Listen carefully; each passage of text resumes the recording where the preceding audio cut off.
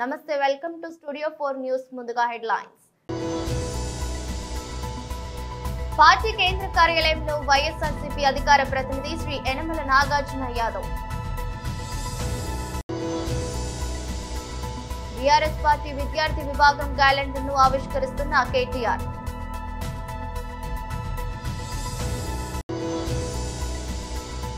Shri Bandi Sanjay Kumar Karimnagar MP భారత హోంశాఖ సహాయ మంత్రి ప్రెస్ మీట్.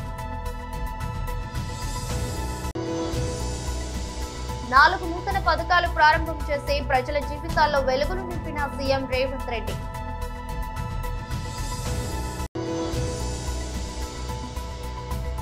విశాఖలో మీడియాతో మాట్లాడిన లోకేష్. పార్టీ కేంద్ర కార్యాలయంలో వైఎస్ఆర్సీపీ అధికార ప్రతినిధి శ్రీ యనమల నాగార్జున యాదవ్ ప్రెస్ మీట్ నిర్వహించారు. జీఓఆర్ వెబ్సైట్ పైన సరే తీరా చంద్రబాబు నాయుడు గారు అధికారంలోకి వచ్చారు. తన అబద్ధాలతో తన మోసాలతో చివరికి అధికారాన్ని చేజిక్కించుకున్న తర్వాత ఈ 7 నెలల కాలంలో చంద్రబాబు నాయుడు గారు తమ కూటమి ప్రభుత్వంలో 78 కాన్ఫిడెన్షియల్ ప్రభుత్వ ఉత్తర్వుల్ని ప్రజలకు తెలియకుండా, సమాజానికి తెలియకుండా, పత్రికలకు తెలియకుండా, మీడియా సమూహాలకు తెలియకుండా 78 రహస్య ఉత్తర్వులని ఆంధ్రప్రదేశ్ రాష్ట్ర ప్రభుత్వం చేసిన విషయాన్ని మీ అందరి దృష్టికి తీసుకొస్తున్నా.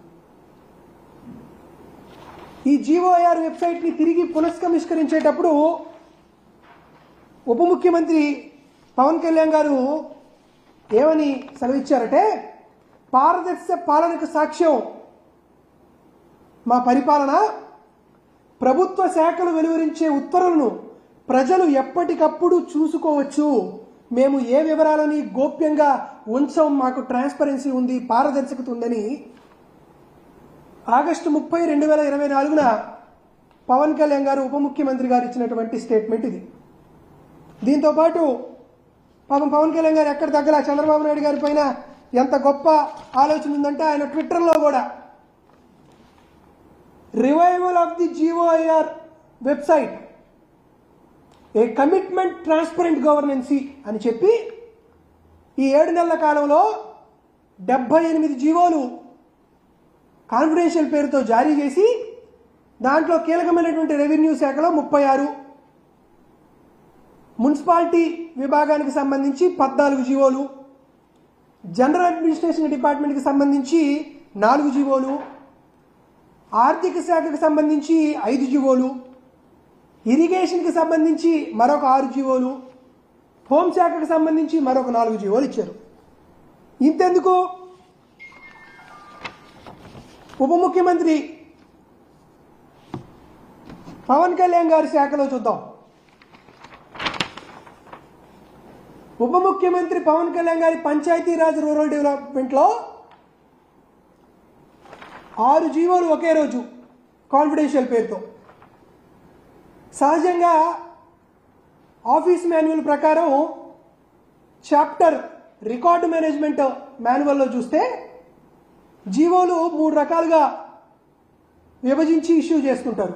ఒకటి మెయిన్ సిరీసు, ఇది పాలసీ ఇంప్లిమెంటేషన్కి సంబంధించి, 2 ఆర్టీ రొటీను, 3వది ప్రెస్కి ఇచ్చేటువంటిది. పవన్ కళ్యాణ్ గారు కాన్ఫిడెన్షియల్ పేరుతో జారీ చేసినటువంటి జీవోలు main series number 10, main series number 5, main series GO number 4, main series GO number 3, main series GO number 66, main series 53 అన్ని పాలసీ ఇంప్లిమెంటేషన్ కి సంబంధించినటువంటి జీవోలు, కీలకమైనటువంటి మెయిన్ సిరీస్. బీఆర్ఎస్ పార్టీ విద్యార్థి విభాగం క్యాలెండర్ను ఆవిష్కరిస్తున్న కేటీఆర్.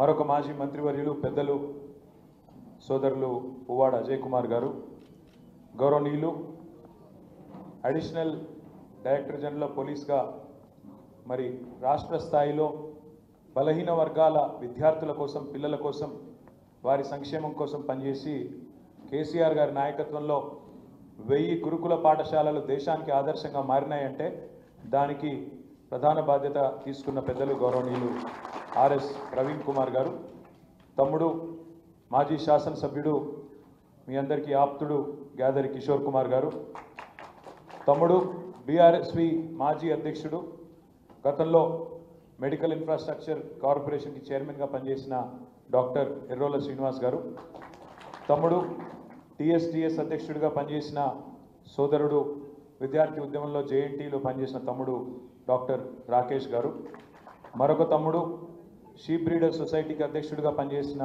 సోదరుడు దూదిమెట్ల బాలరాజ్ యాదవ్ గారు, తమ్ముడు విద్యార్థి ఉద్యమంలో మీ అందరికి సుపరిచితుడు, మరి గతంలో కేసీఆర్ గారి నాయకత్వంలో కేసీఆర్ గారికి అత్యంత సన్నిహితంగా ఉండి ఆనాడు కార్పొరేషన్ చైర్మన్గా పనిచేసిన డాక్టర్ ఆంజనేయ గౌడ్ గారు, బీసీ కమిషన్ సభ్యుడిగా పనిచేసిన మా తమ్ముడు శుభప్రద్ పటేల్ గారు, మాజీ ఎంపీ మాజీ ఎమ్మెల్యే తమ్ముడు గత టీఆర్ఎస్వి అధ్యక్షుడు బాల్కా సుమన్ గారు, తమ్ముడు కేయూలో విద్యార్థి ఉద్యమంలో కీలకంగా పనిచేసి తర్వాత దివ్యాంగుల కార్పొరేషన్కి అధ్యక్షుడిగా పనిచేసిన డాక్టర్ వాసుదేవ్ రెడ్డి గారు, ఆనాడు ఓయూజేఏసీలో ఆంజనేయ గౌడ్తో పాటు ఇంకా మిగతా తమ్ములతో పాటు క్రియాశీలంగా పనిచేసి ఇప్పుడు బలహీన వర్గాల ఉద్యమాల్లో కూడా చురుగ్గా పాల్గొంటున్న తమ్ముడు మరి రాజారాం యాదవ్ గారు, తుంగ బాలు గారు, ఇంకా బీఆర్ఎస్వి రాష్ట్ర స్థాయిలో పనిచేస్తున్న నాయకులందరికీ, ముందున్న సీనియర్ నాయకులందరికీ, బీఆర్ఎస్ విద్యార్థి ఉద్యమంలో మొదటి నుంచి ఉన్న మా తమ్ముళ్ళకి, మా చెల్లెలు కూడా కొంతమంది ఉన్నారు, వారికి, పత్రికా మిత్రులకు పేరు పేరున అందరికీ కూడా హృదయపూర్వకంగా నమస్కారాలు. హృదయపూర్వకంగా ఈరోజు మీ విద్యార్థి విభాగం క్యాలెండర్ ఆవిష్కరణ సందర్భంగా తెలంగాణ భవన్లో జరుగుతున్న ఈ కార్యక్రమానికి విచ్చేసిన అందరికీ పేరు పేరున హృదయపూర్వకంగా నమస్కారాలు. తమ్ముడు శ్రీనివాస్ యాదవ్ గారు చాలా విషయాలు చెప్పే ప్రయత్నం చేసినాడు. తర్వాత సమయాభావం వల్ల మిగతా పెద్దలు ఉన్నప్పటికీ నన్నే మాట్లాడమని వారు సూచించడంతో నేను మాట్లాడుతూ ఉన్నాను. మీ అందరికీ తెలుసు, గత 9.5-10 సంవత్సరాలు కేసీఆర్ గారి నాయకత్వంలో ఈ రంగం ఆ రంగం అని కాదు, అటు సంక్షేమమైనా ఇటు అభివృద్ధి అయినా జోడెద్దుల మాదిరిగా రెండింటినీ జోడించి అటు పల్లె ప్రాంతమైన ఇటు పట్టణ ప్రాంతమైన, ఇటు పరిశ్రమలైనా అటు పర్యావరణమైనా, ఇటు ఐటీ అయినా అటు వ్యవసాయమైనా భారతదేశానికే ఒక దిక్సూచిలాగా అన్ని రంగాలలో అభివృద్ధిని సంక్షేమాన్ని సమతుల్యంగా నడిపింది మన నాయకుడు కేసీఆర్ గారు అనే విషయం మీకు తెలుసు. శ్రీ బండి సంజయ్ కుమార్ కరీంనగర్ ఎంపీ భారత హోంశాఖ సహాయ మంత్రి ప్రెస్ మీట్ నిర్వహించారు. తెలంగాణ రాష్ట్ర అభివృద్ధి కోసము కేంద్ర ప్రభుత్వము అన్ని రకాల సహకరించడానికి సిద్ధంగా ఉంది, సహకరిస్తున్నది కూడా. గత 10 సంవత్సరాల కాలంలో దాదాపు 12 లక్షల కోట్ల రూపాయలకు పైగా నిధులను కేటాయించింది వాస్తవము. అనేక సంక్షేమ పథకాలను ఈ తెలంగాణ రాష్ట్రంలో పేదలకు అందిస్తున్నది వాస్తవం. ఇవాళ గ్రామాలలో ఇంతో అంత అభివృద్ధి చెందినాయంటే, గ్రామాల్లో సంక్షేమ పథకాలు ఉన్నాయంటే అవి కేవలము కేంద్ర ప్రభుత్వ నిధులు తప్ప, కేంద్ర ప్రభుత్వం యొక్క సంక్షేమ పథకాలు తప్ప ఇంకా వేరే ఏమీ కాదనే విషయం వాస్తవం. కానీ ప్రతి కేంద్ర ప్రభుత్వం నుంచి నిధులు తీసుకోవడం బరాబరే, కేంద్ర ప్రభుత్వం యొక్క సంక్షేమ పథకాలు అమలు చేయడం బరాబరే, వాళ్ళకి అనుకూలంగా ఉన్నాయి. కానీ పేరు మాత్రం సంక్షేమ పథకం పేర్లే మార్చేస్తున్నారు. కేంద్ర ప్రభుత్వం ఒక ఆలోచనతో, ఒక చిత్తశుద్ధితో ఒక్కొక్క సంక్షేమ పథకానికి ఈ విధంగా పేరు పెట్టాలని చెప్పి ఇవాళ క్యాబినెట్ నిర్ణయం తీసుకున్నది. ఆ నిర్ణయాన్నే ఇవాళ తెలంగాణ రాష్ట్ర ప్రభుత్వం తుంగలో దొరుకుతుంది. వాళ్ళు మేము ఎక్కడ సంక్షేమ పథకాలు ఆపం. సంక్షేమ పథకాలు ఆపే ఆలోచన భారతీయ జనతా పార్టీకి లేదు, భారత సర్కార్కి లేనే లేదు. కానీ కేంద్ర ప్రభుత్వం యొక్క సంక్షేమ పథకాల పేరును మార్చే ప్రయత్నం చేస్తే మేము నేరుగా లబ్ధిదారులకు ఏ విధంగా ఇవ్వచ్చో దాని గురించి ఆలోచిస్తాం. నేరుగా లబ్ధిదారులకే ఇచ్చే ప్రయత్నం చేస్తాం. మేము రాష్ట్ర ప్రభుత్వం యొక్క ప్రమేయం లేకుండా ప్రధానమంత్రి ఆవాస్ యోజన కానీ, గరీబ్ కళ్యాణ్ అన్న యోజన కానీ, ఇవాళ మీరు చూడండి, ఇటువంటి సంక్షేమ పథకాలకు రాష్ట్ర ప్రభుత్వం పేరు మార్చింది. రే మీ ప్రభుత్వం యొక్క మీ సొంత సంక్షేమ పథకాలు, మీ నిధులతో జరిగే సంక్షేమ పథకాలు అంటే మీరు ఇందిరాగాంధీ పేరు పెట్టుకుంటారా, లేకుంటే ఒసామా బిన్ లాడెన్ పెడతారా, దావుద్ ఇబ్రాహిం పెట్టుకుంటారా? పెట్టుకోరు, మాకు ఏం అభ్యర్థం లేదు మాకు. కానీ కేంద్ర ప్రభుత్వం ద్వారా కేంద్ర ప్రభుత్వం యొక్క సంక్షేమ పథకాలకు మీ పేరు పెట్టుకోవడం మీకు ఇబ్బంది లేదు. కానీ పైన కేంద్ర ప్రభుత్వం యొక్క సంక్షేమ పథకం పేరు పెట్టాలా లేదా? నిధులు ఇచ్చేది భారత సర్కారు, కేంద్ర ప్రభుత్వము. పేర్లు మార్చి ఫోజులు పెట్టుకొని సొమ్ముకొని సోకొకట్లక మీరు ప్రజలు మభ్యపెడతా అంటే ఊరుకునే ప్రసక్తే లేదు. వాళ్ళ ప్రధానమంత్రి ఆవాస్ యోజన కానీ, గరీబ్ కళ్యాణ్ అన్న యోజన కానీ వీటిని నేరుగా రాష్ట్ర ప్రభుత్వం ప్రమేయం లేకుండా లబ్ధిదారులకే చెందే విధంగా ఇచ్చే విధంగా కేంద్ర ప్రభుత్వం ప్రయత్నం చేస్తుంది, ఆ విధంగా ఆలోచిస్తుంది. ఆ అవకాశం కల్పించద్దని నేను కోరుతాను. నేను మీరు మేము కలిస్తేనే అభివృద్ధి. వాళ్ళ పేర్ల కోసం కొట్లాడి దానికి నష్టపోరికి మీకే నష్టం. పేద ప్రజలకు నష్టం జరిగించే ప్రయత్నమే చేయము, జరగకుండా గట్టి కొట్లాడతాం మేము మీతోని. కానీ పేరు కోసం ప్రఖ్యాతుల కోసం మీరు ప్రయత్నం చేస్తున్నారు. దీనివల్ల మీ వల్ల కాంగ్రెస్ పార్టీ యొక్క ఈ కుటిల యత్నాల వల్ల, కుటిల ఆలోచనల వల్ల తెలంగాణ రాష్ట్ర ప్రజలకు పేదలకు అన్యాయం జరిగే ప్రమాదం ఏర్పడ్డది. కానీ మీరు మాత్రము పేదలకు ఎక్కడ అన్యాయం చేయం. మా సంక్షేమ పథకాలను, కేంద్ర ప్రభుత్వ సంక్షేమ పథకాలను నేరుగా ఇల్లు వాళ్ళకేస్తాం, డైరెక్ట్ ఇస్తాం. బియ్యం పప్పులు కూడా వాళ్ళకేస్తాం డైరెక్ట్. 4 నూతన పథకాలు ప్రారంభం చేసి ప్రజల జీవితాల్లో వెలుగులు నింపిన సీఎం రేవంత్ రెడ్డి. నారాయణపేట్ కలెక్టర్ గారి ఆధ్వర్యంలో లాంఛనంగా ఈ కార్యక్రమాన్ని ఏర్పాటు చేసి ఈ పథకాలను ప్రారంభించి ఈ కార్యక్రమంలో నాతో పాటు పరిగి శాసనసభ్యులు మిత్రులు రామ్మోహన్ రెడ్డి గారు, నారాయణపేట శాసనసభ్యులు సోదరిమణి డాక్టర్ పర్ణికా రెడ్డి గారు, అదేవిధంగా 5 సార్లు కొడంగల్ శాసనసభ నియోజకవర్గానికి ప్రాతినిధ్యం వహించి ఇక్కడ ప్రజలలో చెరగని ముద్ర వేసిన పోలీస్ హౌసింగ్ కార్పొరేషన్ చైర్మన్ పెద్దలు గురునాథ్ రెడ్డి గారు, అదేవిధంగా విష్ణువర్ధన్ రెడ్డి గారు, అదేవిధంగా చీఫ్ సెక్రటరీ శాంతకుమారి గారు, అదేవిధంగా హౌసింగ్ శాఖకు సంబంధించిన అధికారులు,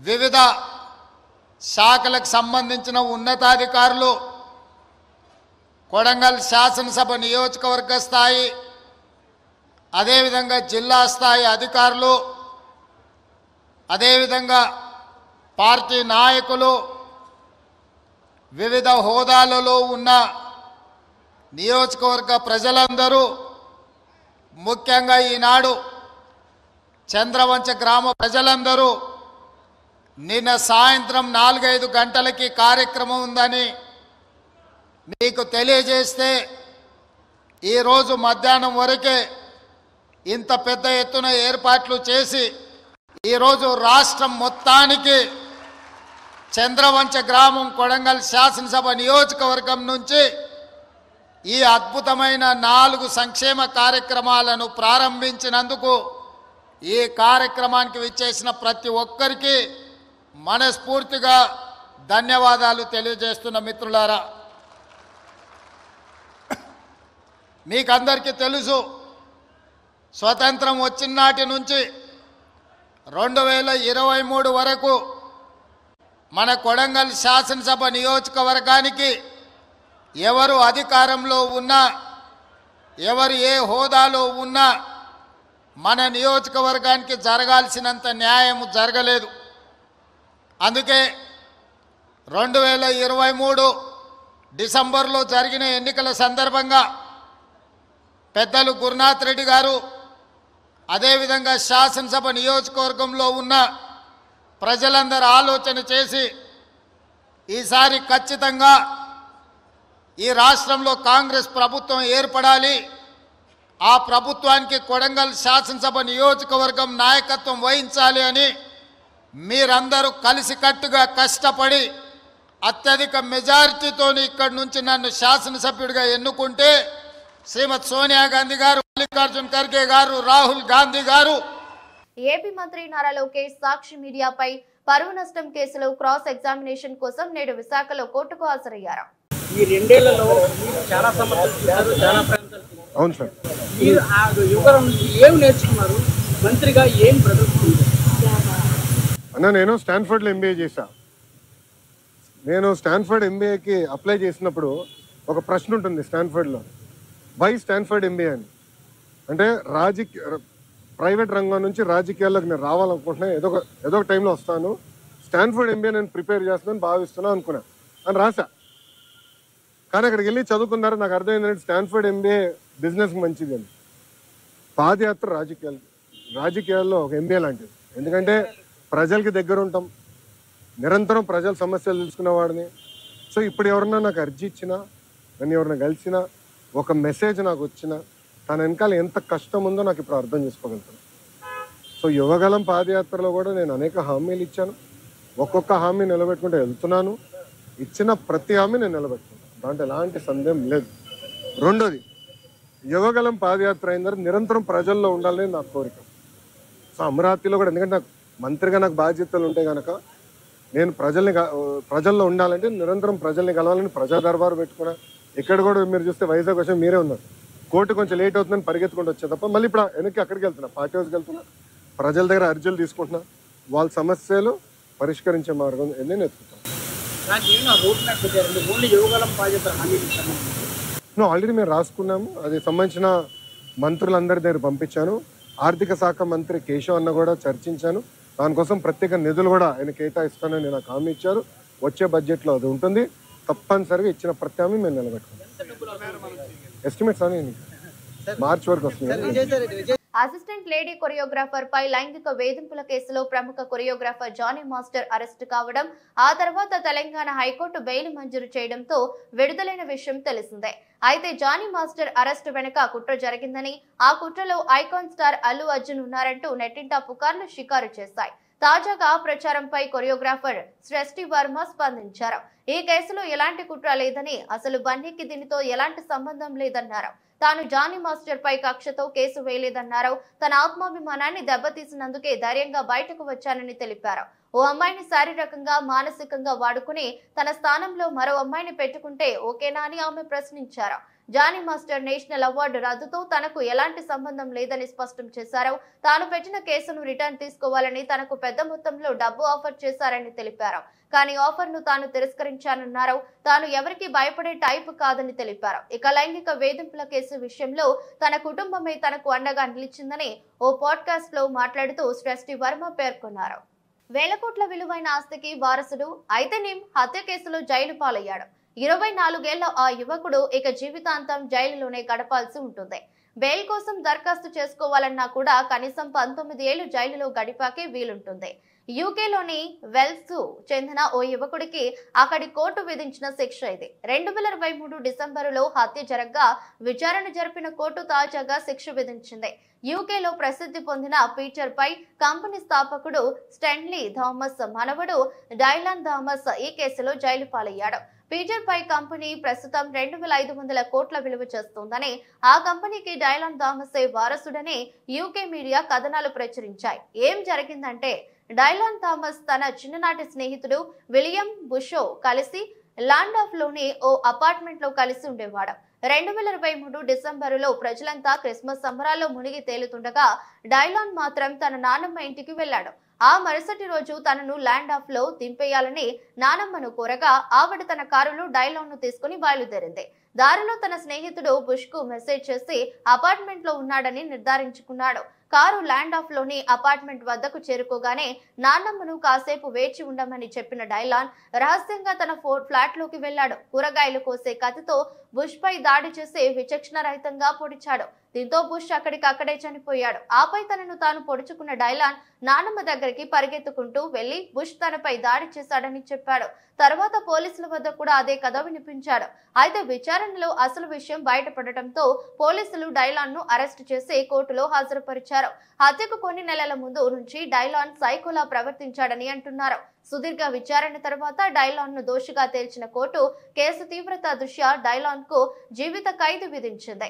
అదే సమయంలో కనీసం 19 ఏళ్ల శిక్ష అనుభవించిన తర్వాతే బెయిల్ పిటిషన్ దాఖలు చేసుకునేందుకు అర్హత కలుగుతుందని పేర్కొంది. గోదావరి కని పట్నంలోని హజరత్ తాజుద్దీన్ బాబా జన్మదిన వేడుకలు కాకతీయ నగర్ దర్బార్ నిర్వాహకులు నారదాసు సతీష్ రావు ఆధ్వర్యంలో సోమవారం ఘనంగా జరిగాయి. ఈ సందర్భంగా గోదావరి కని చౌరస్తా వద్ద నిర్వాహకులు భక్తులతో కలిసి ప్రార్థనలు చేసి చందలు ఊరేగింపు చేశారు. పలు జిల్లాల నుంచి వచ్చిన భక్తులు మహిళల నృత్యాలతో లక్ష్మీనగర్, అశోక్ నగర్, కాకతీయ నగర్ దర్బార్ వరకు ఊరేగింపు చేసి ప్రత్యేక ప్రార్థనలు చేసి అనంతరం భక్తులకు అన్నదానం చేసి తీర్థ ప్రసాదాలను అందజేశారు. ఈ వేడుకలను 3 రోజుల పాటు నిర్వహిస్తున్నామని, అందులో భాగంగా మంగళవారం రోజు దర్బార్లో పుణ్యవచనం, భగవద్గీత పారాయణం, భజన కార్యక్రమాలు ఉంటాయని నిర్వాహకులు నారదాసు సతీష్ రావు తెలిపారు.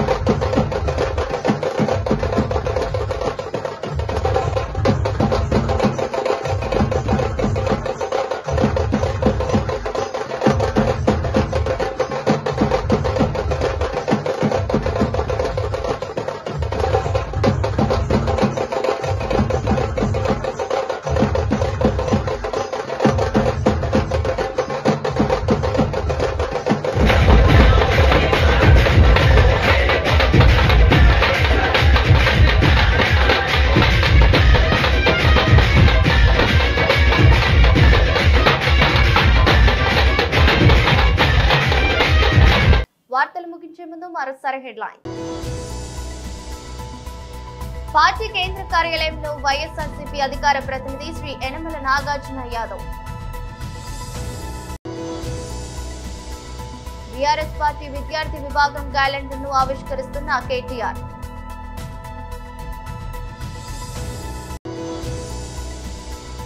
శ్రీ బండి సంజయ్ కుమార్ కరీంనగర్ ఎంపీ భారత హోంశాఖ సహాయ మంత్రి ప్రెస్ మీట్.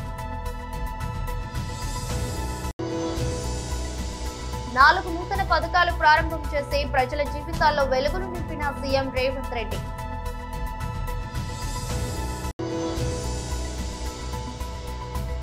విశాఖలో మీడియాతో మాట్లాడిన లోకేష్. ఇది రెస్ట్ బులెటిన్. మరో బులెటిన్లో మళ్ళీ కలుద్దాం. అంతవరకు సెలవు. నమస్కారం.